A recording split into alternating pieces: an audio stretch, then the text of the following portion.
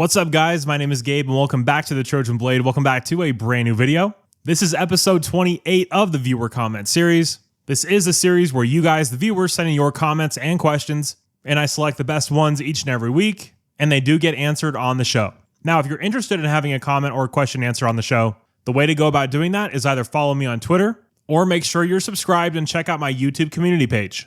Every single Tuesday is going to be the call for questions. You'll see the post pop up, you put in your comment or question, and it might just get selected for the show. Now, as always, if you guys are enjoying the videos, please do leave a like and subscribe to the channel if you haven't already. And make sure you're checking out the USC football podcast I do with Tim Prangley. It is linked down below. We just put out our Trojan report card grading every single position group from the win over Missouri State. So please check that out if you're interested. All right, but having said all that, let's get into it. First up, from Anthony in LA over on Twitter, he says, obviously the O-line evaluation is still up for discussion, but I like what I saw at depth for the guards. Banuelos has a nasty push at the line, and Noah looked quicker. Yeah, you guys have known where I've stood with Alani Noah for the last 2 years. This was by far the best he's looked. Now, granted, it's the worst opponent we've played, so take that into account. But he's completely changed his body. He looks completely slimmed down. He still looks very powerful and big. But yeah, he was moving better than I've ever seen him move. He was on top of it. He knew what he was doing. There were still a few iffy plays in there, but overall the operation was much better than it ever has been for him on a down-in, down-out basis. And yeah, as a depth piece, I do like Micah Banuelos as well, especially when he's inside playing guard. Thought he was okay in the Missouri State game. Very much looking forward to getting some more tape on him against Georgia Southern. Next up, from Tim Prangley over on Twitter. Man, I can't stand this guy. He's an absolute deviant. Probably one of the worst people to ever exist on this planet, if we're being honest. But he asks, after game one, which position group are you most happy with and which one gives you the most concern? So this one's really easy. Most happy with running backs. Wayman Jordan, Eli Sanders, Brian Jackson, King Miller, all of them were fantastic in that win against Missouri State. And which group gives me the most concern? Just based off what we saw on the field, I would have to say linebacker. Very underwhelmed by Desmond Stevens, very underwhelmed by Tamir Robinson, a little underwhelmed by Jaden Walker. They have a brand new position coach though. They're very young players. So need to see some more games from them before I'm actually panicked about it. Next up, from Ken over on Twitter, he says, do you think USC needs to put up more than 73 points to get any attention this week from AP or coaches?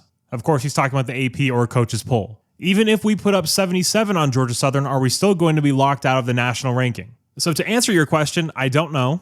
But my thoughts on it, when we started the season, I didn't think we deserved to be ranked. Not with the offseason moves we made, or just with the overall way we played last year. So I was okay with not being ranked. I'm okay with not being ranked now. We didn't do anything against Missouri State to prove we're a top 25 team. That talent gap was just absolutely massive. My problem is us dropping in the coaches poll by 2 spots. I mean, that's just unbelievable. There's no explanation for that. But if we do put up 77 on Georgia Southern, that's not going to prove anything either. They just got completely destroyed by Fresno State, who got completely destroyed by Kansas. So transitive property, this win is not going to impress anybody. No one's even going to start whispering about us until after the Purdue game, and maybe not even then.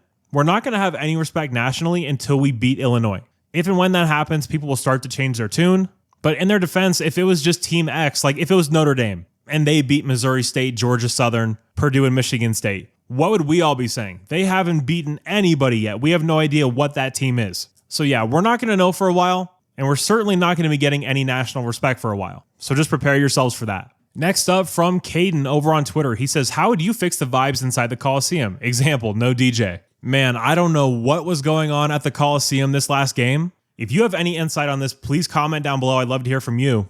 But between DMs on Instagram, DMs on Twitter, text messages, and a few phone calls, I had more than 30 complaints about the DJ inside the Coliseum. I mean, even on the TV broadcast, you can hear him screaming in the middle of the game.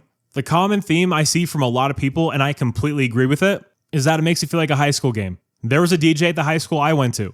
It makes it feel small time, like we're playing in the LA Coliseum. This is USC Trojan football, one of the most storied sports teams in the history of this country, regardless of sport. And we have to have a DJ with him yelling at people to get louder and do all this nonsense. It is embarrassing. It is small time. And I put out a tweet. I know Rusty put out a tweet. A lot of people have been talking about it on Twitter. The only thing I can tell you is that the athletic department has heard your complaints, but I have no idea what the next steps are, if they're considering getting rid of him. And I'm sure DJ Malski's a great guy, but it quite simply does not work. Not at the Coliseum, not with USC football. We have the best band in the entire country. Let them play. So that would go a long way to fixing the vibe inside the Coliseum. Now, we're never going to have an environment like LSU, like Tennessee, like Penn State, like these rabid, insane fans that just go crazy for their team.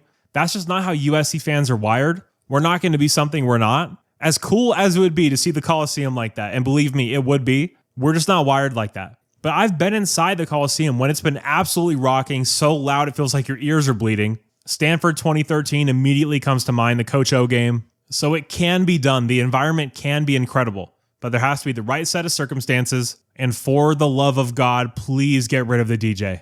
Next up from Stop the Crazies on Twitter, he says, after seeing game 1, do you feel that our defensive line will be elite level? So I feel like the defensive line could be elite this year, but it's not based on anything I saw in that particular game. I thought overall they did fine.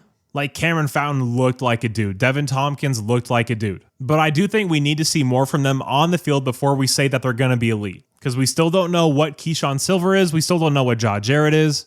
We don't know if Braylon Shelby's finally taken that next step. Or Anthony Lucas. We have so many questions on this defensive line. One thing there's not a question about is the depth. But when you're asking elite level, we're not talking about depth. We're talking about top of the line talent. And while I'm convinced that Cam Fountain and Devin Tompkins are there, I'm not with any of the other guys. So wait and see on that one. Next up from Keep Quiet Please over on YouTube. He asks, is there any thought or plans to possibly do player/coach or recruit interviews, or are the plans for the channel to stick to breakdowns and opinionated discussions on USC? Personally, would love to see you expand the forms of content you do. Well, I've absolutely thought about it, but the very interesting thing about YouTube, you go and look at other people who are doing interviews with current players, past players, recruits, stuff like that. Quite simply, the videos do not perform well. Like, look at my podcast co-host Tim, for example. On his previous channel, he had Anthony Munoz on. Super cool and an unbelievable interview if you haven't checked it out. But that interview he did with Anthony got dwarfed by videos he did just talking about defensive coordinator candidates or reviewing what happened during a game. I'm sure there are some of you that would like to see me talk to players or coaches or recruits, but frankly, it doesn't perform well. The vast majority of you guys don't want to see that. You just want to hear what I think for some reason. And it's also not something that I'm really interested in doing. Like, I'm not an interviewer. What this channel is, it's me talking about the news. It's me giving my opinions and thoughts. And for some reason, a lot of you guys like it. And it's turned this channel into the best performing channel in the USC space. How crazy is that? I mean, I've never even collabed with anybody on this channel. It's literally been me and me alone in every single video. I'm doing the podcast now with Tim, but that's separate from this channel. But yeah, doing interviews like that isn't really what interests me. I like talking USC football. I like to let you guys know what's going on, and I like to give my opinions on things. And then I love to read the comment section and see what you guys are talking about too, because then it's like we're just having a conversation. So yeah, to answer your question, no, there aren't any plans to do that. The vast majority of you guys don't want that kind of content, and I'm not really interested in making it. Now, what I am thinking about doing is start doing some collabs on the channel. I'd love to have Tim Prangley on here. I'd love to have Ryan Dyrud of LAFB on here. Ryan Abraham and Connor Morissette from USCfootball.com are two of the nicest guys in the space. I'd love to have some of the guys from USC Twitter on, like Nico,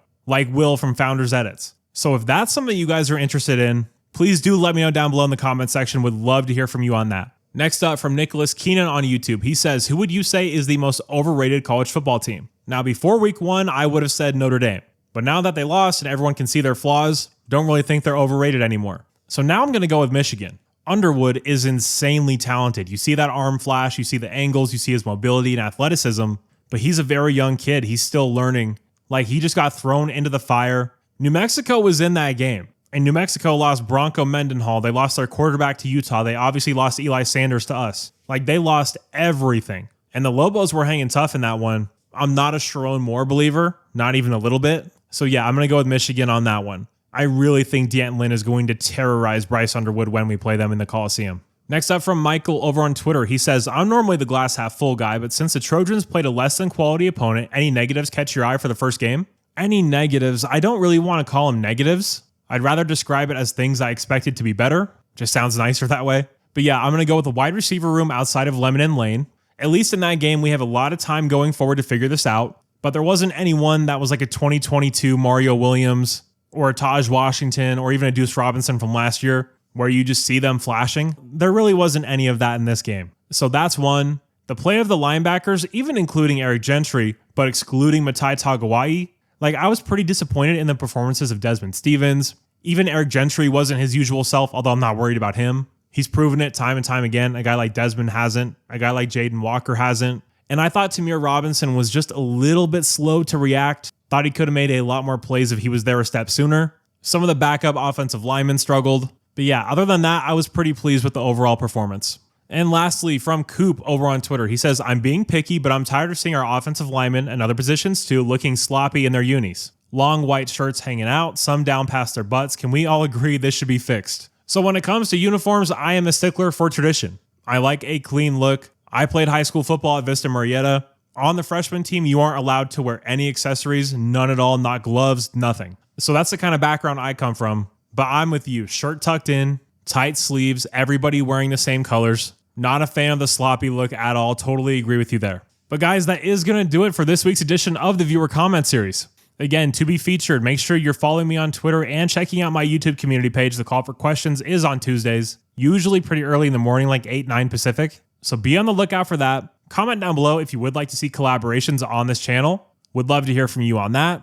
And yeah, really appreciate you guys being here. You're all awesome. And as always, take care and fight on.